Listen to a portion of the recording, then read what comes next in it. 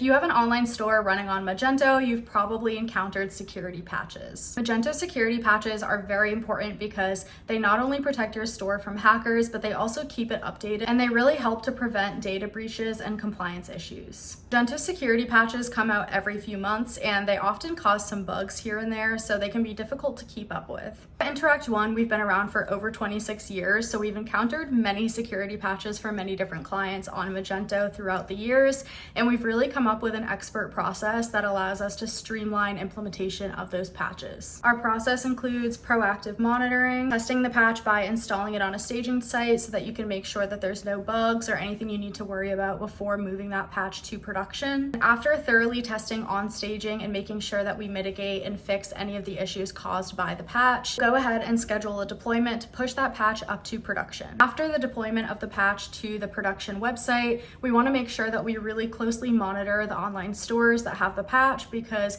sometimes they can cause performance issues, or there might have been other bugs that weren't caught previously during testing. If you're feeling overwhelmed by Magento security patches, please don't hesitate to reach out to us today for expert help.